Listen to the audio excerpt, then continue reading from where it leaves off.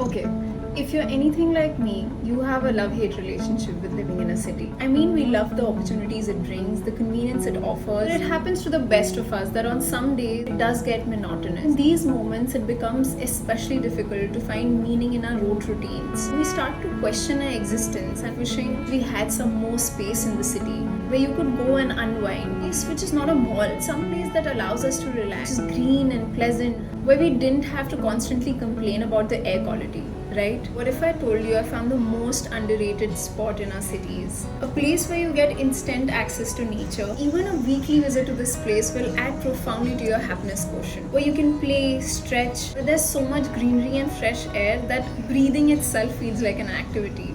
Where just for a few moments in a day, we can allow the child in all of us to live. Join me today on my morning walk in this mind-blowingly green piece of land in the city of Lucknow. There's no sunlight coming in, like literally. It's so shaded and green.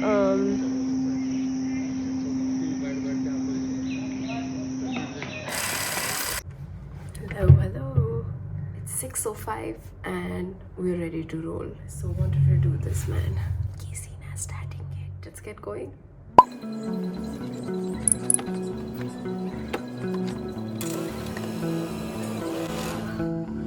This is Ram Manohar Lohia Park, right in the middle of Lucknow, the capital city of UP, the largest in India. It is spread across 76 acres of land and attracts thousands of locals in the morning hours for a refreshing walk. As soon as we enter the park, this is the main track where most of the people walk. Like the outer big circle is that circle. These are the whole park is basically 4 kilometers or something if you just take a circle. But what I usually do is I like to go and do my 5 kilometers on this synthetic track. It's like bumpy and it's better for your knees and it's peaceful. I'm not distracted and I can do the whole workout. So what I'm thinking is just relax into the morning, take in some good vibes, maybe people watch while I get some steps in, and I'll keep showing you around my favorite bits of the park.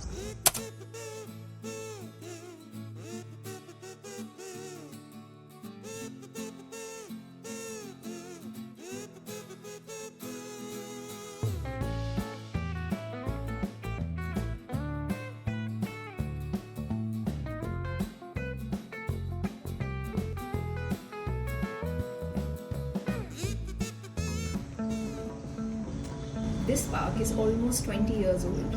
Throughout this park, you'll see name tags with the kind of trees they have planted. It's always like a mini class in botany every time I come here. What comes as a bonus with this is I see my parents every day because this is our common walking spot now. Spending some quality time being active with them, talking to them first thing in the morning is just so rewarding.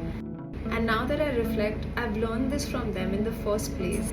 Like this awareness about prioritizing myself, my well-being over everything that I do. In fact, fueling everything that I am and I do with this sense It's of almost well-being. 8:30 in the morning and it doesn't look like over here because it's all covered in like foliage. If you see, there's no sunlight coming in, like literally. So I've never been a regular at this park. I always used to just come here on weekends with my mom and dad.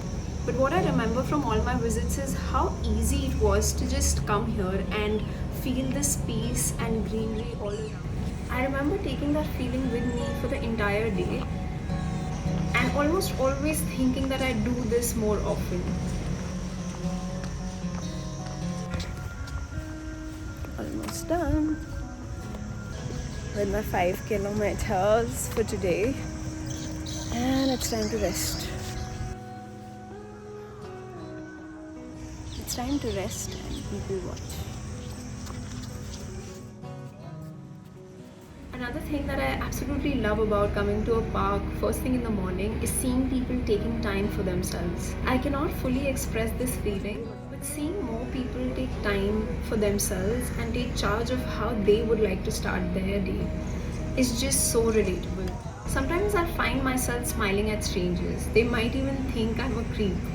But I don't care. I just feel so connected to them, and honestly, sharing that energy, seeing people move first thing in the morning, just puts me in the right mindset to have a great day, however it unfolds from there.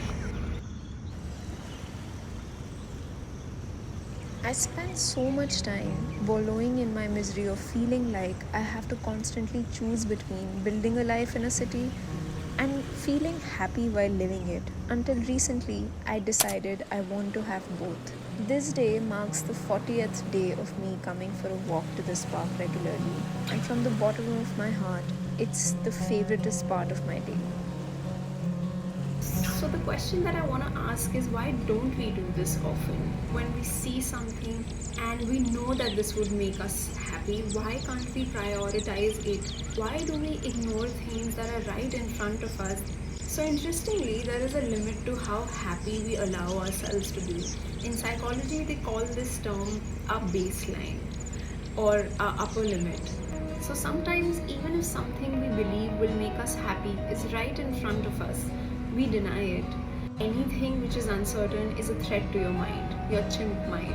Because any kind of change, even positive change or anything that makes us feel better, also seems uncertain at some level. Our minds give us clever reasons to avoid uncertainty, and hence sometimes at the cost of our own good. The question is not if we fall for all reasonable reasons.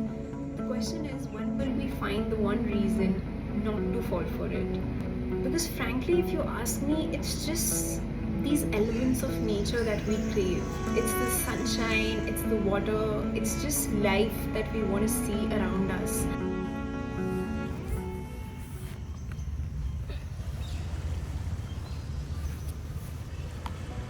So I'm reading a book recently that sums this up really nicely, and I thought I'll read it to you.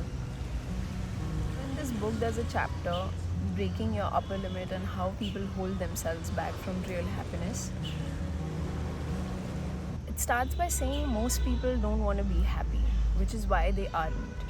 They just don't realize this is the case.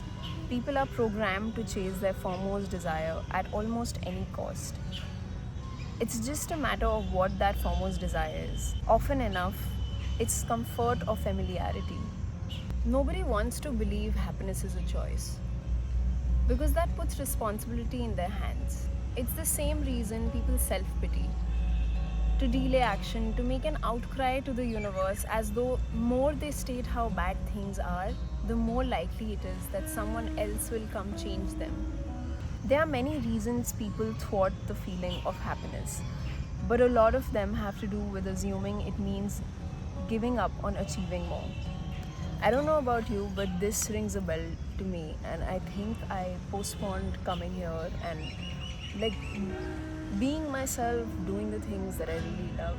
To have wonderful things in our lives without having suffered for them somehow translates to us feeling as though we haven't truly earned them. Basically talks about this feeling of control that we always want to have on our life. If we allow ourselves to be happy and joyous with very effortless things, it almost seems that we can allow life to make us really unhappy without our control over anything. I've just realized outdoors is not just a trip to the mountains or a vacation. It can very well be just your neighborhood park. Well, I feel it's the best quick fix. It can give you that jolt of energy that we dearly crave every once in a while. Well, I hope you've enjoyed this little visit to my park. You have a great